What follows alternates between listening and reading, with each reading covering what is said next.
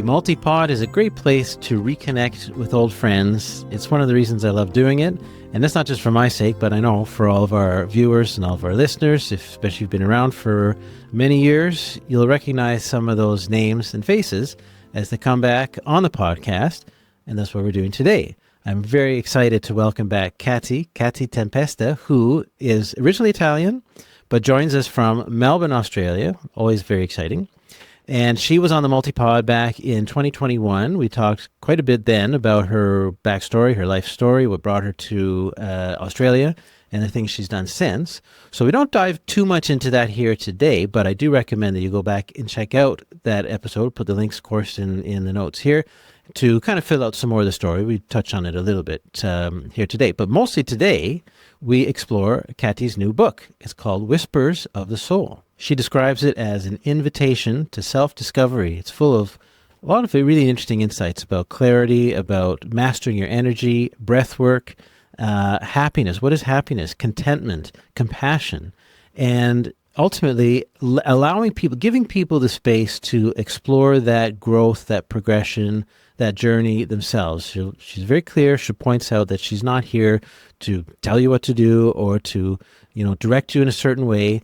But the book kind of gives you some frameworks and things to ponder, things to think about. There's space for journaling and, prompts to do that and do some exploration, some meditation.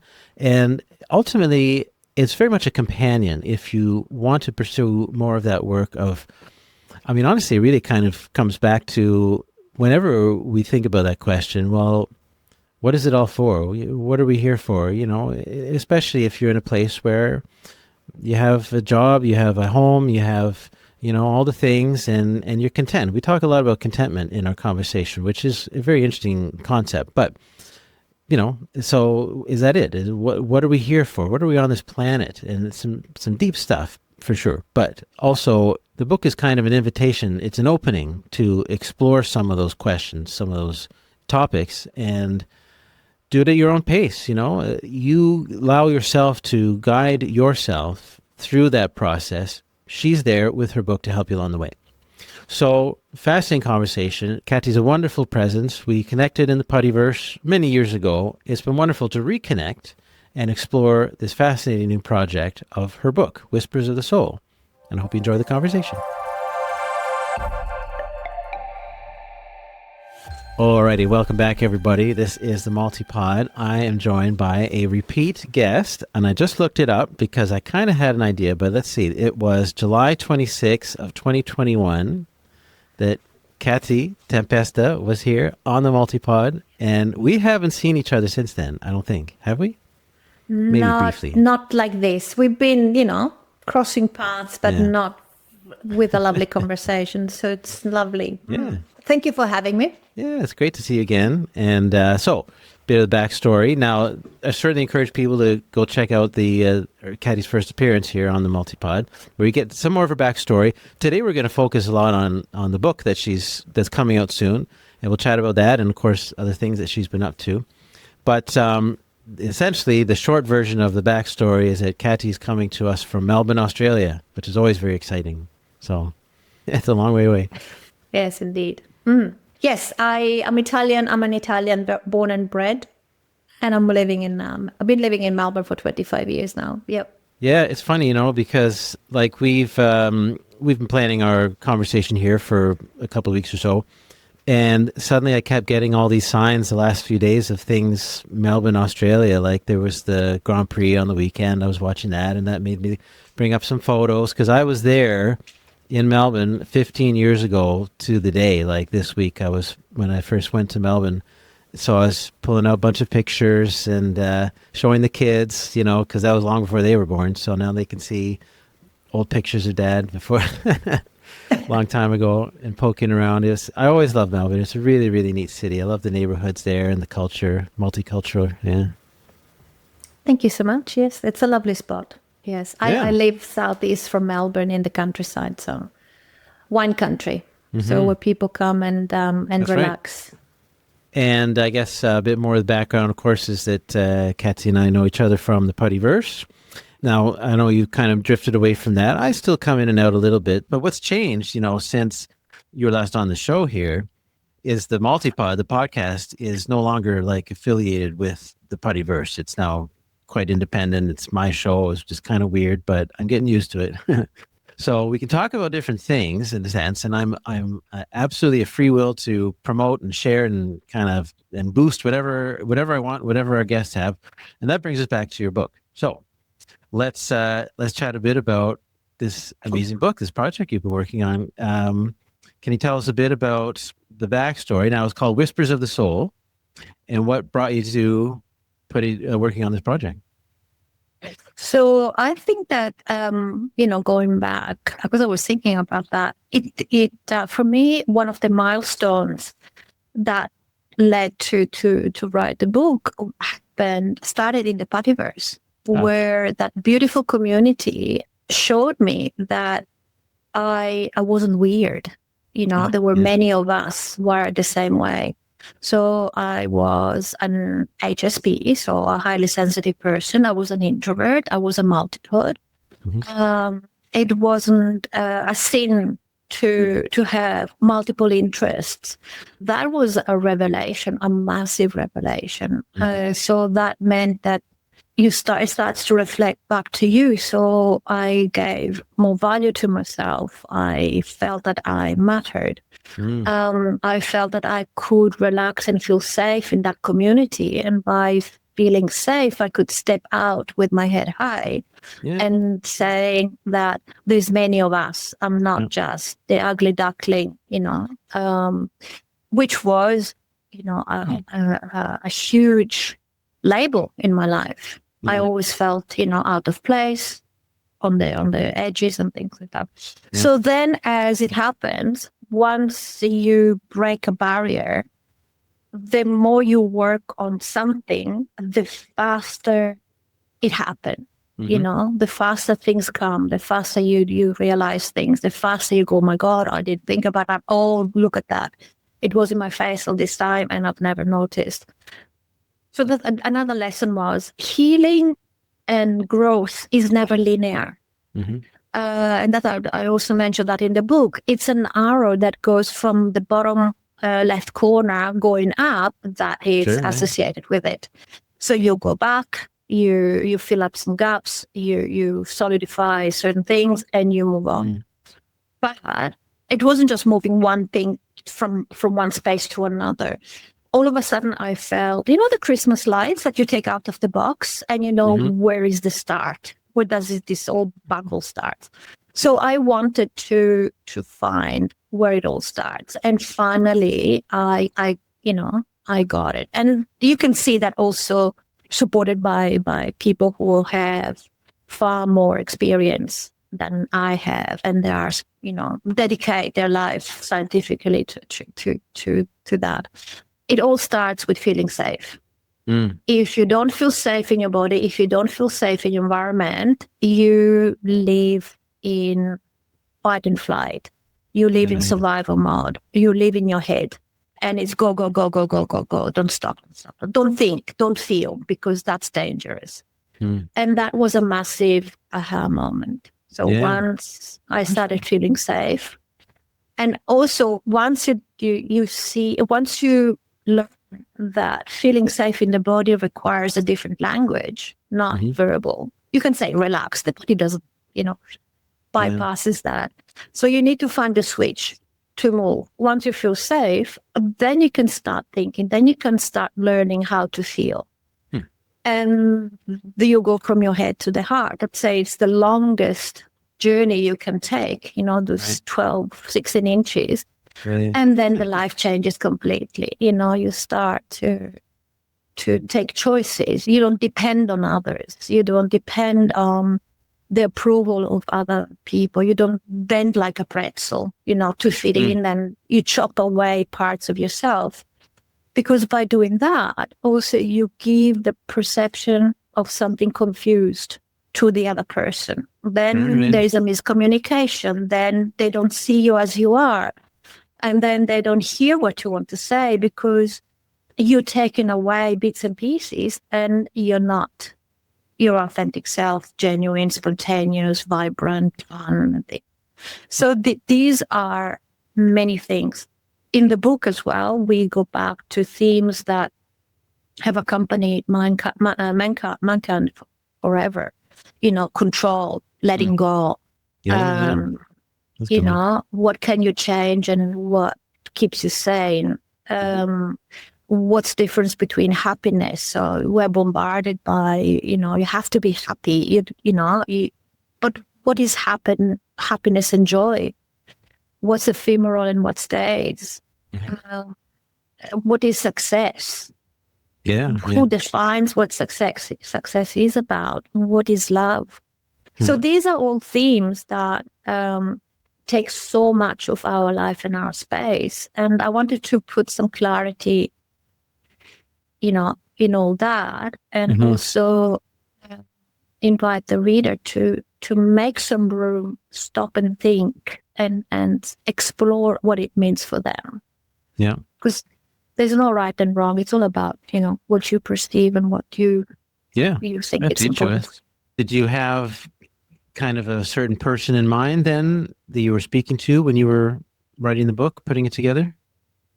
So that's the other choice that I made. I didn't want to lecture anybody. That's not my style. I always, interact with other people on the same level. And I like to exchange information. I like to exchange experiences. Yeah. I always have this diamond approach. So everybody has got a facet. If we share, we're going to be a better picture. So the book has got a conversational tone to it. It's my story, but also I invite people to say, hey, if you want, stop and think about that. Stop and journal about that. And then I put little section for, people who want to know what nerdy, more scientific and backed by science. So the audience, going back to your question, for me, the book is open to people that have never contemplated questions like that. Nice. But also people who have done, research and studied and done some self-healing or self-work to revisit the basics with a different perspective. Yeah. So it's a book designed to get back to as you progress and find more things that could interest you. It's not a one, read it, dump it, move on. Yeah. It's a cyclic reference because as you progress, there's something that you can practice on. Yeah, even I found when I was reading through it, and then I came back to it a couple of days later and went back to like chapter 1 or 2, and it was kind of a different experience reading through it, a second time. And I mean, that was just a small, short example, but different perspectives. I could see how it's a companion, that you kind of keep with you on, I guess, whatever journey you're on. Yeah. The other thing is that you can go from one chapter to the other because they're themed, and it's not a sequence. You have to start from the beginning and arrive to the end. You can jump back and forth as you please if you want to, and they are sort of self-standing. Yeah, you talk about near the beginning of the book, basically, that it's an invitation to self-discovery. It's a nice way of framing it, I found. It's very welcoming, kind of gentle book and a comforting book, I found. Oh, thank you. Yeah, that's nice. I don't want to be told, as an adult, you don't want to be told, we're bombarded by advertising, by authority figures. They'll do this, do that, expect you to do this. It's a hold on a sec, who am I? I have a voice. I have a brain. I have a heart. Yeah. So was there a moment maybe where, I mean, I'm guessing you had been kind of thinking and processing a lot of these ideas. And was there a moment when you said, I got to turn this into something, probably a book or at least something? Was there a flashpoint? Yeah, because, because it's a journey that you carry out by yourself, because the impression is that nobody else is going through the same thing. So that was another revelation. Talking to other people, you realize that everybody is some sort of fears. Everybody has got some sort of lack of self-esteem. Everybody feels that he or she is not lovable. So to share something, to open up and be vulnerable, you invite others to say, oh my God, I'm not alone in this. So the need to write the book was because when you're on your own, you think, so everything becomes, there's no beginning and no end. There's no, trajectory. It's like an ongoing conversation with yourself. Yeah, so it was to tidy up a little bit. So, hey, where did I start? Which were the massive milestones?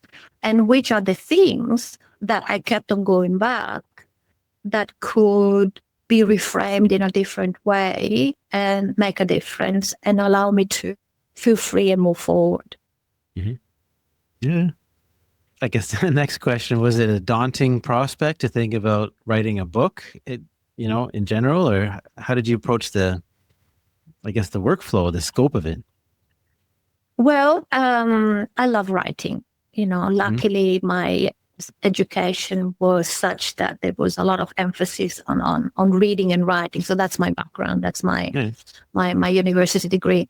I always believe that if your environment is tidy and your brain is also then reflected into tidiness. So this was the other way around. I had to sort things in a way that could make sense. Yeah. It was a personal need, first of all. And then I thought, okay, I'd like to invite other people to join the conversation and bring their experience and help me understand better. Yeah. And maybe bring a different perspective, something fresh or something I haven't thought about. So that's why the book and invitation to, for people to continue the conversation, either with me or with others. Right. Yeah. Well, that's the thing. So then I'm thinking, do you see some sort of community evolving out of this book? I mean, not to have to be any kind of formalized thing necessarily, but just bringing people together, share those thoughts and experiences, as prompted and guided a bit by the book for sure. But that's the common ground.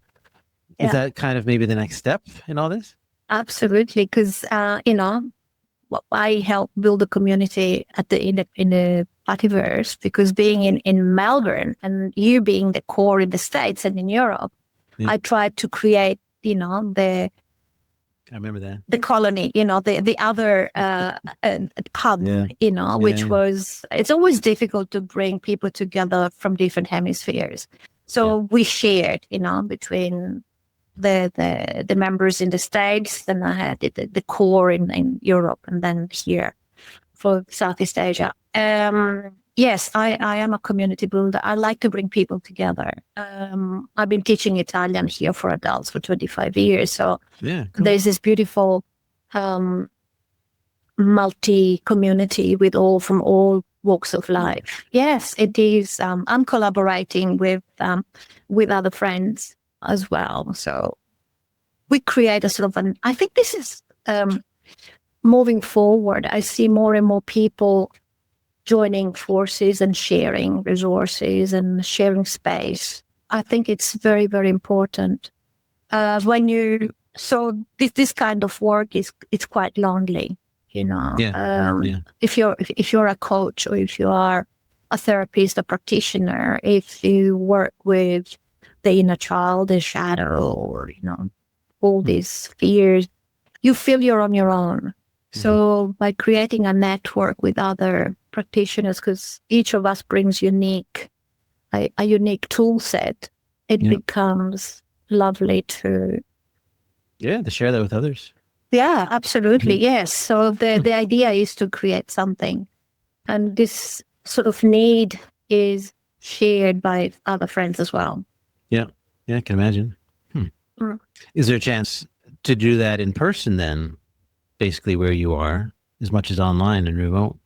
Both. I like the one-on-one, and certainly, started doing it here in the community, and then organically it will expand. into other parts of the world. Yeah. I see that happening this year. Yeah. In To that start sense, with the are platforms. you tapping into existing communities or groups, networks and stuff like that, or kind of putting something out there and letting people come to you maybe? Both. Okay. So I in my work as an energy practitioner, working with with fear and with the classic emotions that keep you in a loop, the anger, the betrayal, the shame, the sense of guilt, the loneliness, the powerlessness. We have a group of practitioners run by the woman who created this protocol. I am part of a writers group, so we bring that theme together as well. They wear different hats, but the core is, it's always the same. How to feel better, how to feel expansive and not contracted. Mm-hmm. How have you changed then and evolved since you took on this project and now that the book's done? So do you feel changes in whatever way, but since you started the project? Oh, yeah. Yeah, that too. There is more clarity inside. There is a sense of awareness where you observe yourself repeating certain patterns. Yeah. So instead of being a victim of it and in the dynamics, you manage to step out and say, oh, I'm doing that again. How interesting. So there's always an element of curiosity, whereas before there used to be a sense of guilt and shame and punishment about it, and wanting to control. So that's a massive step forward.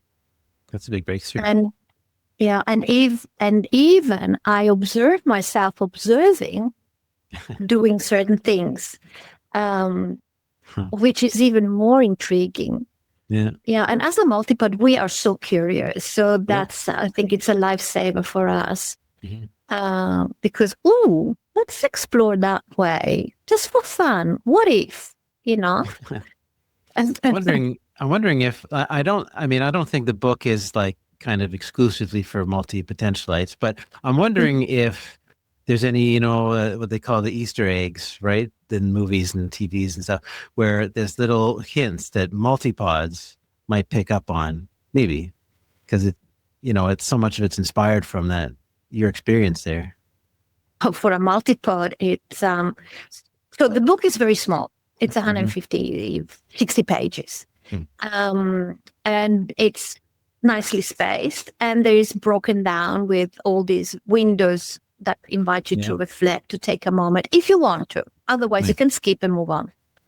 So for a multipod, I think it's going to be one of these dangerous books because it really invites you to open up, and dive into that. And I want to know more about that. And what about this? But one of my priorities was to keep it lighthearted because the material, it's heavy, it's daunting. So if I said to somebody who's in survival mode, you have to feel anger, they're out of here, they're bolt out of here. And if I say to them, taking through very simple basic exercises, they feel the body shifting. And then the invitation for the next step comes from the client, not from me. So you need to meet your client where they are at. You know where they can go, but it's their decision when and where and how to get there.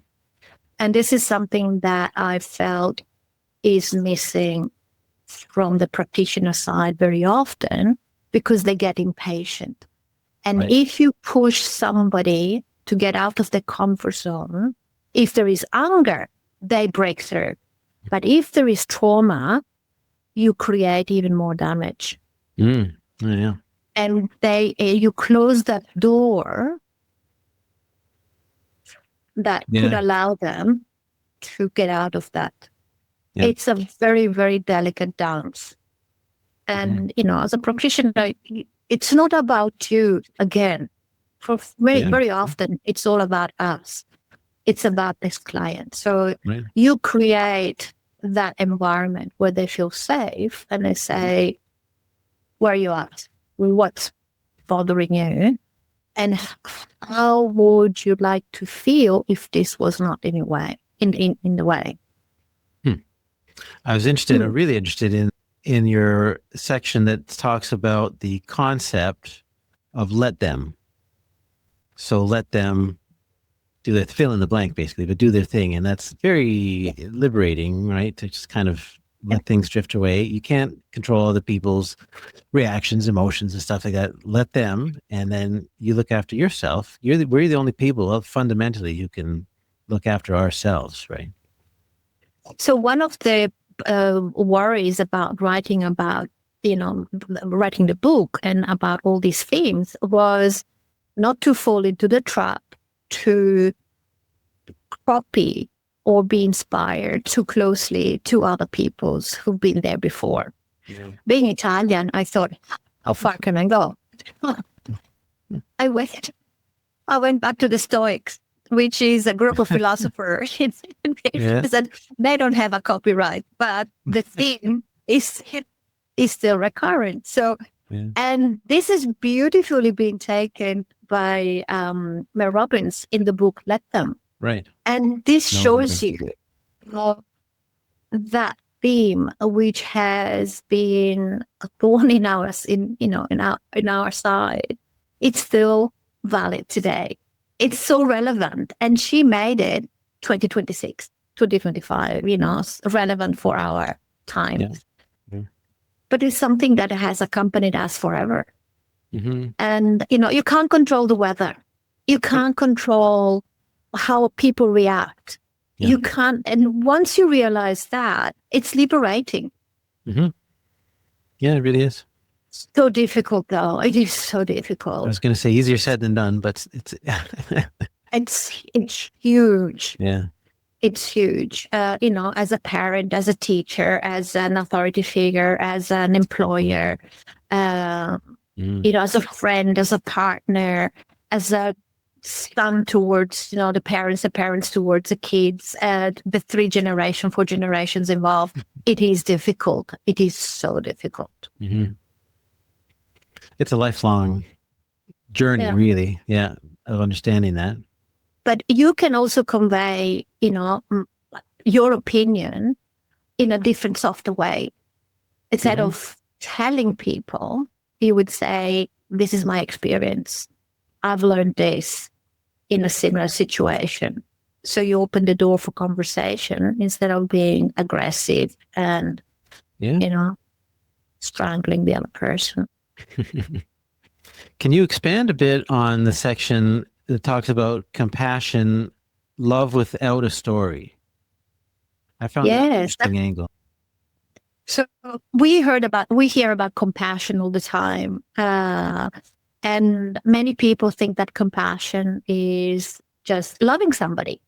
Right. So again, MultiPod hat, let's see what really compassion is about. And compassion is a very pure, unadulterated form of loving somebody without entanglements, without conditions, without, I love you if, I love you but, unless. Yeah. It's just as is. Very difficult again. So is that where the story enters into it?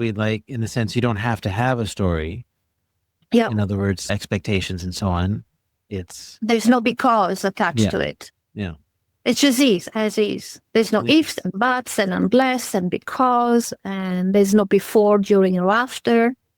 It's very much, the love of a parent with a newborn. Yeah. Not because they're your child, because it's that human, spontaneous connection that you have. Right. Yeah, it's very Well, it's very deep, it's very subconscious, like instinctive. Yeah. Mm-hmm. And I really want to talk too about the concept of contentment. I think that maybe jumped out from you or anything. We talked about it on this podcast from time to time.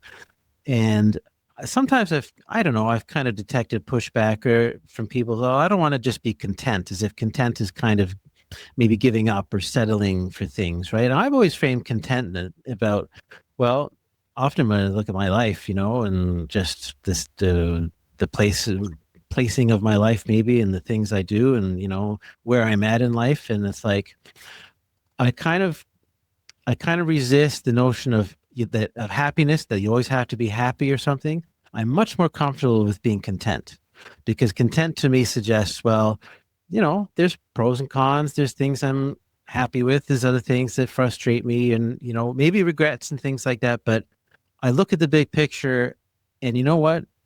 I feel pretty content. And that's always struck me as a powerful concept. And it comes across in your book, because you talk about that a bit. That's something that people can really reframe maybe, is what is contentment. Yeah, so that's in the section where we talk about happiness, joy, and contentment. Yeah. There's the 3 stages. We use happiness for all of them. But if you really want to go a little bit deeper, happiness is very short-lived. A pair of shoes on sale, yay, success. And then that goes away. Something which is lasting, which is joy, it's a memory that you create. So, a picnic in a beautiful location, sunset, the children playing, and it's perfect, and then you carry that for the rest of your life. Yeah. Contentment, for me, from what I understand, is that in between. It's sort of a neutral moment where it's like when you eat something and you feel satiated.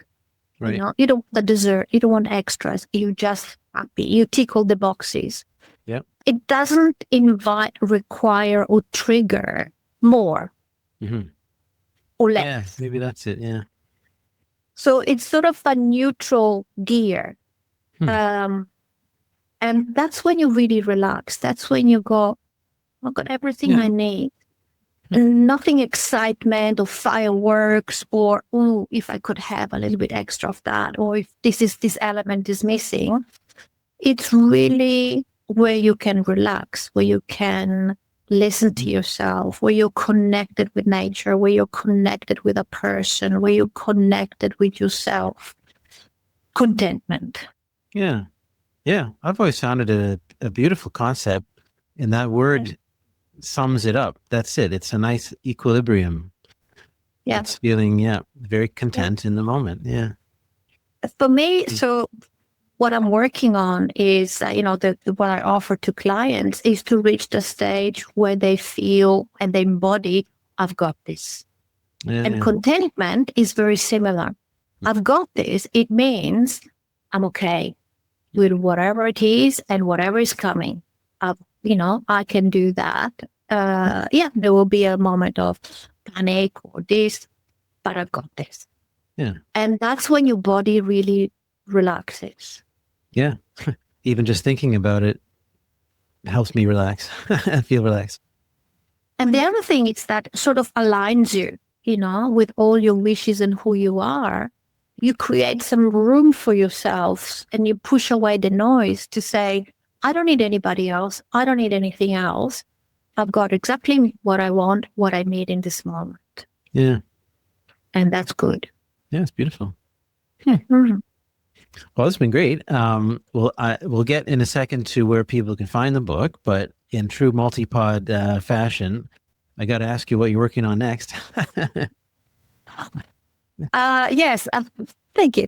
I have been invited to join an anthology. For a book run by a MultiPod group, a lovely lady from California. And the book the anthology will be out in next year in January, I think. And my chapter will be From Whispers to Roar. Mm-hmm. So I'm still working on the roaring part because now that the book is out, about to be released in the next couple of days, there is a little bit more, there's a visibility, vulnerability.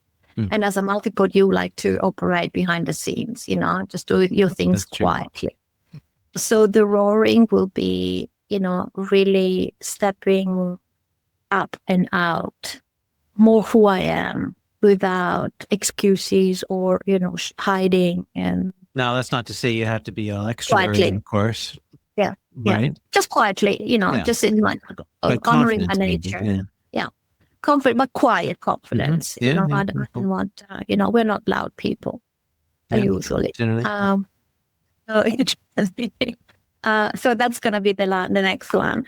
And then, the other is to pick up a project that I had years ago, where I apply all my findings specifically into hiding yourself behind weight as a shield to protect you. So that will also have a lot of common themes from the whispers of the soul into that. So the book, The Whispers of the Soul, is also, it emphasizes the fact that we have so much inside in terms of answers, in terms of truths and things like that. So the next project will be a continuation and a reiteration of keep it simple and go within. Yeah, good. Do you do blogging or kind of regular writing, in between books? It will come because yes, I'm not a person who is on Instagram, sending videos every 3 times a week. I see myself more into blogging, into one of those platforms. I still have to research whether it's Medium or Substack. These days. Things like that. Yeah. So I can't say watch this space, but there's more coming. That sounds like a classic multipod. Yeah, I'll surprise you. Cool. Well, obviously we'll have the links here in the show notes, but for 2 things. First off, where do you send people if they want to get a copy of the book? Link will take you to Amazon, and you can have the Kindle version or the paper version. Right. And then if you want to get in contact with me, there will be the Instagram. You can send me a direct message and I'll get there. We're still working on other platforms. So in the Instagram, there will be links to the other platforms and the other profiles. Good. Work in progress. Yeah. Well, the second part, if people want to reach out to you, because as you know, on the show, especially now since I've kind of relaunched it and the stuff for the past year, and I really, really make the emphasis for the listeners. Now it's in their court, the listeners, the viewers. You've heard Kati here, you've heard of other guests. And whenever people bring something to this show, whether their latest interest, maybe a business, a lifelong passion, if that speaks to the listener, then reach out, send an email, make some meaningful contact. That's a little more than just a like and a share. Really reach out if that speaks to you, right? So people can do that in your Instagram and so on. They'll be able to find you. But I really encourage people to do that. Yeah. It's a first start. Yes, absolutely. Yeah. Awesome. Hey, it's been wonderful to see you again. Oh, yeah. We have to do it more often now with the other book coming up. So we're going to have a follow-up in a few months as well. Yeah. Because I want to know about you as well. Today about me. But That's true. I'll come on your podcast. Yeah. I could, we could swap roles and, you can talk about, Oh, we could do that on your podcast. I could interview you. Yeah. I mean, in all honesty, it's not just with me, but I always say to people, if you want to guest host or co-host, I suppose, with me, an episode, it's you're welcome to do so, right? And and it helps, especially for multipotentialites, to kind of break down that intimidation, or maybe the overwhelm that you want to start a podcast and then it's a big commitment. Well, I put the offer out there to just do one thing, to just do one episode or a mini series or something, if you like, without making that big, long commitment. But the platform's here, the audience is here, I can help you get you set up and all the rest and dive in and have fun, right? Without making that big commitment. Yeah, that's lovely. Mm-hmm. Yeah. All right. Good. Well, we'll talk about that. Well, thank you for having me today. Yeah. As I say, it's great to have you here, and we'll keep in touch. And I'm sure we'll have you back. Thank you so much. So the timing here should work out. We did our best to plan it so that our episode here will come out hopefully the same day, within a couple of days at least, of the release on Amazon of her book. So if you're not seeing the link right away, I'm sure you will see it very soon to follow through and get a digital copy, or you can get a print copy as well. And as I say, it's very much a companion piece. It's something to keep you company, you return to. You can kind of go back and forth, explore different sections, and take your time. It's not just something that's one and done and put it away. It's really the type of book and creative project that's meant to stay with you for, I suppose you could say, for as long as you need some of that guidance and companionship. So if you have a project, perhaps such as a book, or maybe a new podcast, YouTube channel, really it could be anything. Really, we're talking some pretty substantial projects here in particular, but whatever it may be, you're welcome to come on the MultiPod. Let's talk about what brought you to that project, the experience of putting it together, and now probably putting it out there in the world, and it takes on a life of its own as a result. I'd love to hear those stories. And then, of course, how we relate it to multipotentialites, the multipod experience, and, making the choice, the commitment to a project, seeing things through to completion. We talk a lot about that on this show. I'm really interested in getting those stories and being able to share and promote the things that you're doing. So do reach out to me. Again, themultipod.com. You can email the multipodcast@gmail.com. So either one. If we're connected already in other ways, then send me a message. Absolutely. Love to hear from you and have your story here on the MultiPod. So do reach out, and we'll be back again in a couple of weeks with another fresh new episode. Thanks.